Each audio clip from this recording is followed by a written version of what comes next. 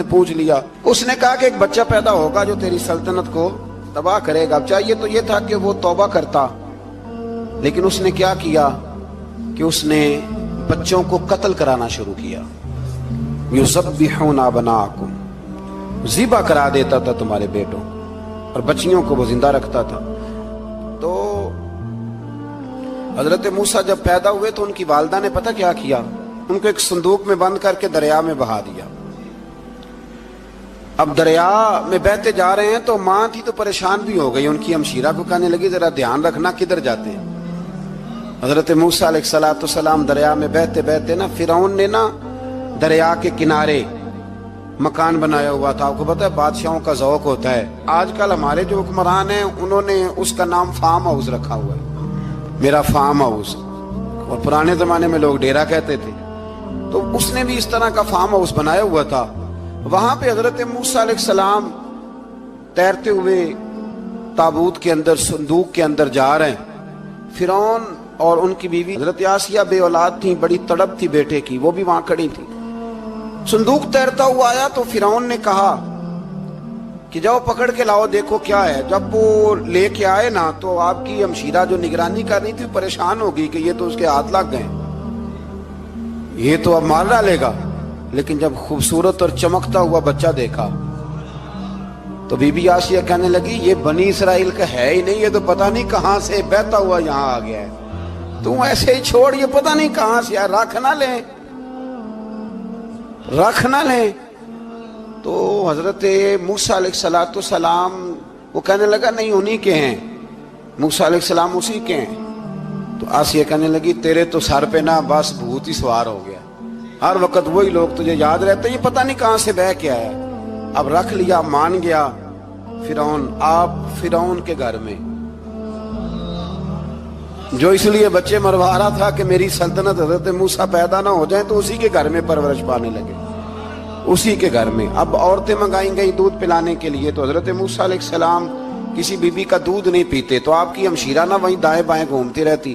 تو کہنے لگی جناب آسیہ سے کہ میں ایک بی بی کو جانتی ہوں، بڑی صاف ستھری ہے، مجھے امید ہے یہ بچہ اس کا دودھ پیے گا. تو فرعون کہنے لگا دوڑ کے لا.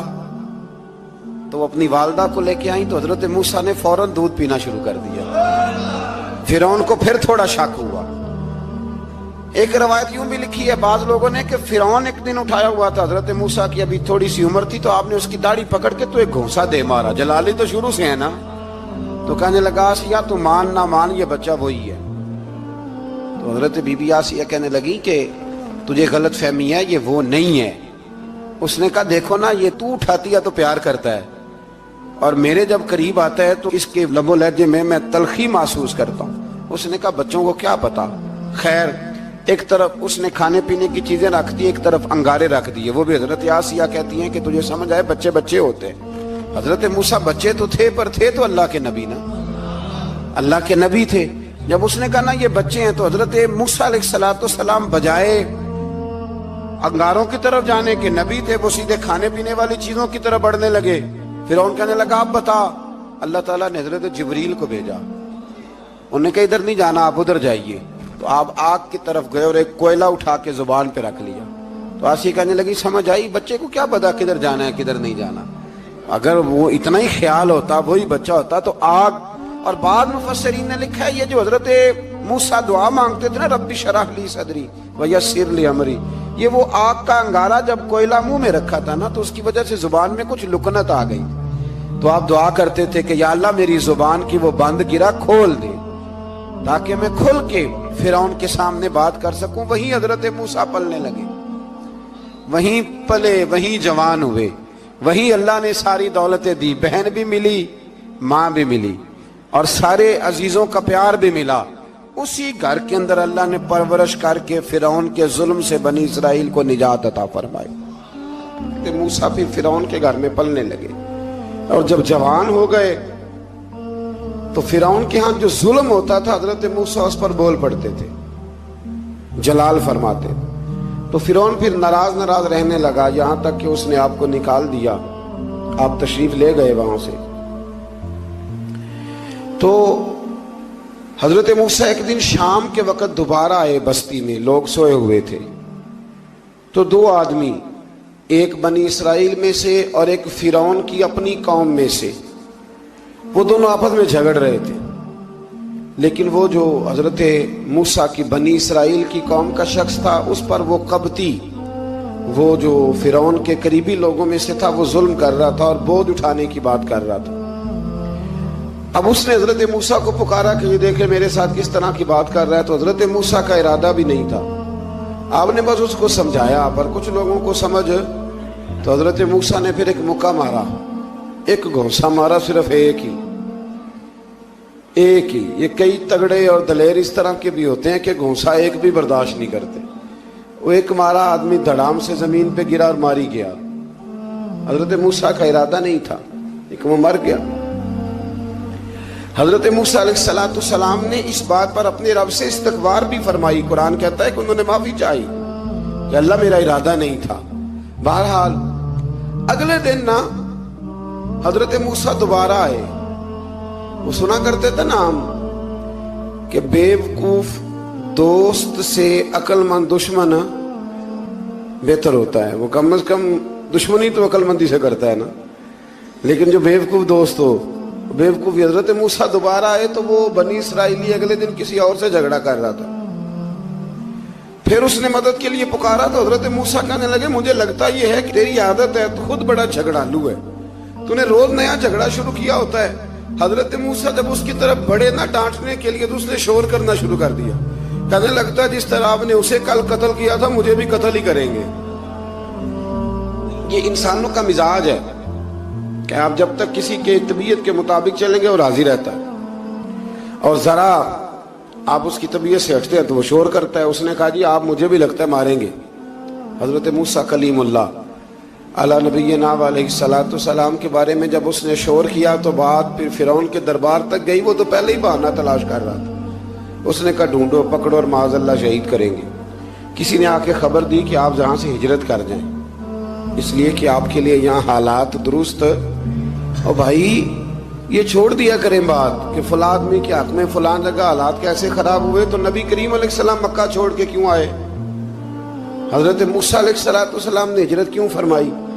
یہ ایک ایسی عجیب بحث ہے جس کو لوگ بلا وجہ چھوڑ دیتے، بلا وجہ چھیڑ دیتے ہیں۔ اور بالخصوص ایک خاتون نے ایک دفعہ مجھے پیغام دیا تو میں بڑی اس کی بات سن کے مجھے عجیب لگا۔ وہ کہنے لگی کہ دوسری جگہ میری شادی ہوئی ہے، مجھے طلاق ہو گئی تھی، تو مجھے ایک تانا روز سننے کو ملتا ہے تو اتنی اچھی ہوتی تو وہاں نہ رہ لیتی۔ تو بھئی یہ کوئی تانے والی بات ہے؟ کوئی ضروری ہے کہ بیوی غلط ہوتی ہے تو طلاق ہوتی ہے؟ اللہ کے محبوب علیہ السلام کی دو صاحبزادیوں کو ابو لہب کے دو بیٹوں نے طلاق بھیج دی تھی، کس کی غلطی تھی؟ تو آپ کیا کہہ سکتے ہیں یہاں کیوں طلاق؟ تو اتنی جلدی بات تھوڑی کر دیں گے آپ، تھوڑی احتیاط فرمائیں بولنے میں۔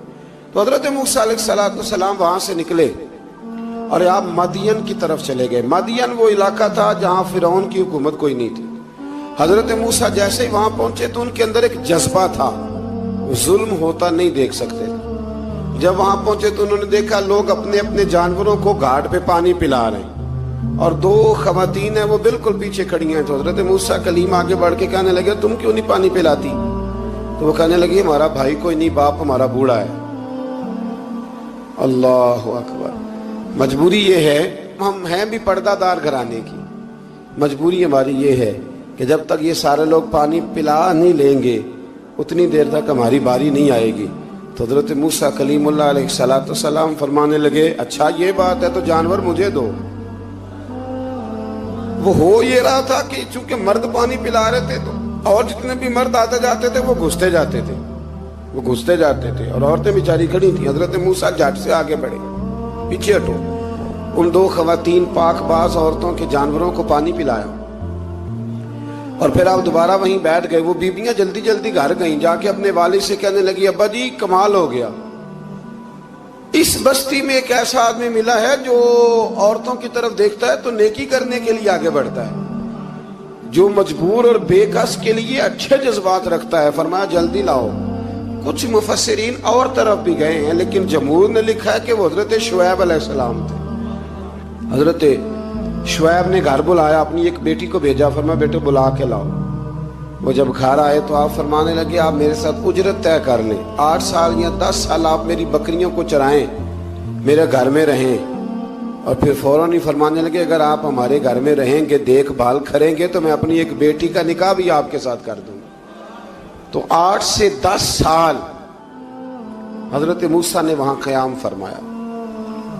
اور پھر جب آپ کا نکاح ہو گیا تو آپ اپنی بیوی کو لے کے مصر کی جانب جا رہے تھے، تو رستے میں ٹھنڈ زیادہ ہو گئی، تو اپنی زوجہ سے کہنے لگے وہاں آگ جل رہی ہے، میں تیرے لیے آگ لے کے آتا ہوں تاکہ تو تاپ سکے، گرمی حاصل کر سکے۔ وہاں گئے تو درخت سے آواز آئی، موسیٰ میں تیرا رب ہوں۔ درخت سے آواز آئی، موسیٰ میں تیرا رب ہوں۔ اور حضرت موسیٰ کلیم اللہ کو وہاں وحی آنی شروع ہوئی، وہاں وہی اللہ تعالیٰ نے انہیں وہ عصا عطا فرمایا جو پھر بعد میں اژدہا بنتا تھا۔ رب کریم نے وہیں حضرت موسیٰ کلیم کو وہیں ید بیضا عطا فرمایا۔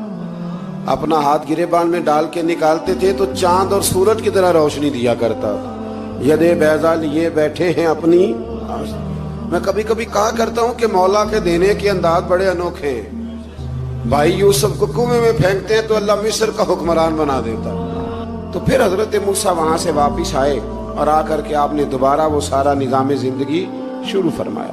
موسیٰ علیہ السلام نے ان کو دعوت حق دی اور کہا کہ میں تمہارے پاس واضح نشانیاں لایا ہوں، بنی اسرائیل کو میرے ساتھ بھیج دو۔ فرعون نے معجزات پیش کرنے کے لیے کہا تو حضرت موسیٰ علیہ السلام نے اپنا عصا زمین پہ ڈالا، اپنا عصا، اپنی چھڑی، اپنا ڈنڈا زمین پہ ڈالا تو وہ ایک واضح اژدہا بن گیا۔ پھر حضرت سیدنا موسیٰ علیہ السلام نے اپنا ہاتھ گریبان سے نکالا تو وہ دیکھنے والوں کے لیے روشن ہو گیا، ہاتھ کے اندر نور پیدا ہو گیا۔ ید بیضا لیے بیٹھے ہیں اپنی آستینوں میں۔ فرعون کے سرداروں نے حق کو قبول کرنے کی بجائے اسے جادو قرار دے دیا اور کہا کہ یہ تمہیں اپنے ملک سے نکالنا چاہتا ہے۔ انہوں نے کہا اس معاملے کو ذرا ڈھیل دو اور جادوگروں کو جمع کرو۔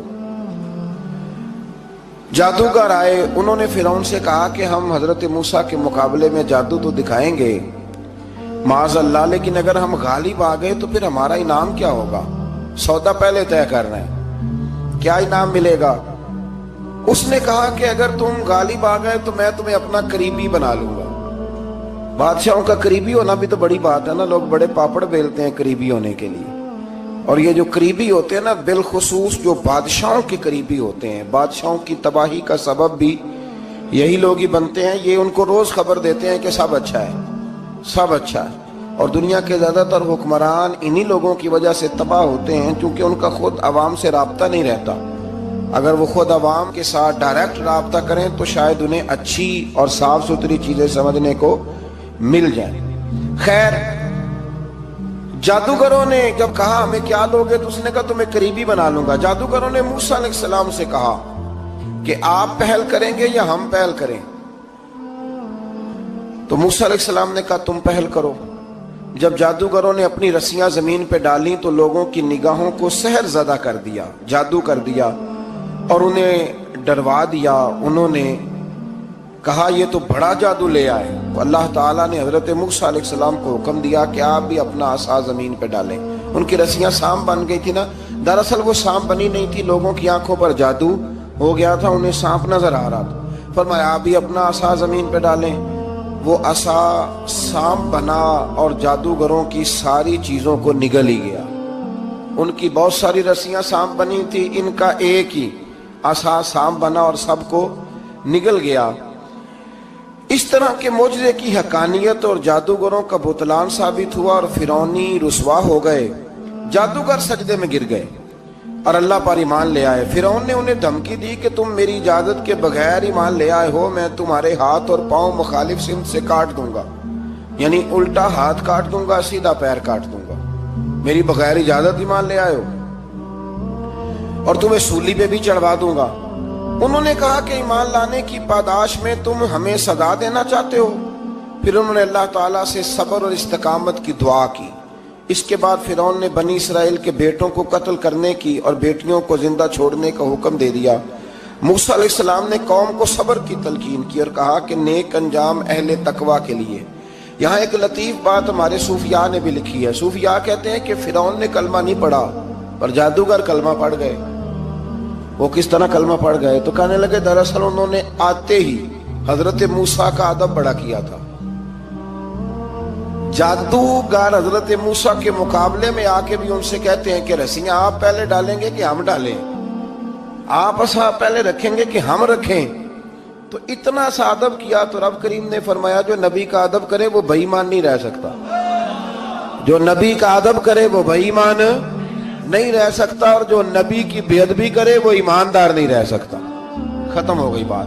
یہاں ہمارے صوفیاء نے یہ بات لکھی ہے کہ چونکہ انہوں نے آتے ہی کہا تھا کہ آپ پہلے ڈالیں گے یا ہم پہلے ڈالیں، تو حضرت موسیٰ سے انہوں نے پوچھ لیا. نبی کے پوچھے بغیر پہل نہیں کی تو اللہ نے انہیں ایمان کی دولت عطا کر. اللہ تعالیٰ نے فرعونیوں پر قحط سالی کا عذاب نازل کیا. فرعونیوں کا طریقہ یہ تھا کہ اچھائی کو اپنا کمال گردانتے تھے، کہتے تھے یہ ہماری طرف سے، اور برائی کو معاذ اللہ بدشگونی کے طور پر موسیٰ علیہ السلام کی طرف منسوب کرتے تھے. کہتے تھے معاذ اللہ آپ کی وجہ سے یہ سارا کچھ ہو رہا ہے. ہوتے نا نہیں کہتے ہیں جب سے میں وہاں گیا ہوں تب سے. ہمارے بزرگ ایک لطیفہ بھی سنایا کرتے تھے کہ کسی زمیندار نے نماز پڑھنی شروع کی تھی تو اس کے جانور مرنے شروع ہو گئے. اب لوگ سمجھتے ہیں کہ معاذ اللہ شاید یہ کسی بزرگ کے سبب سے ایسا ہے، حالانکہ یہ تو اللہ کی طرف سے آزمائش ہوتی ہے، اس کی حکمتیں ہوتی ہیں. اللہ تبارک و تعالیٰ نے ان پر عذاب کیا نازل کیا. آیت نمبر 130 اور 143 کبھی آپ سورہ اعراف کی پڑھیں تو اللہ تعالیٰ نے ان پر ٹڈیوں کا، جموں کا، مینڈکوں کا اور خون کا عذاب نازل کیا.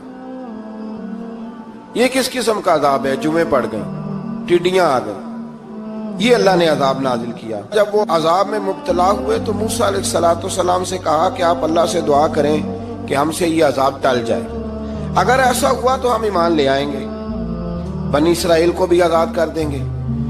لیکن موسیٰ علیہ السلام کی دعا کے نتیجے میں جب عذاب ٹل جانے کے بعد فرعونی پھر اپنے وعدے سے پھر گئے. بنو قریظہ والوں نے بھی کئی دفعہ حضور سے وعدے کیے پر اپنے وعدوں پر قائم. ایک بات آپ سے یہاں روک کے عرض کر دوں، ہم بھی کئی دفعہ کہتے ہیں ذرا بریک کبھی گاڑی کی نہیں نہ لگتی تو ہم ارادہ کرتے ہیں کہ آج سے ہی نماز شروع کر دینی. ذرا طبیعت زیادہ لیل ہوتی ہے تو ارادہ کرتے ہیں نا کہ بھائی آج کے بعد ہم نے نیک، پھر کیا ہوتا ہے شفا ہو گئی تو چھٹی ہو گئی.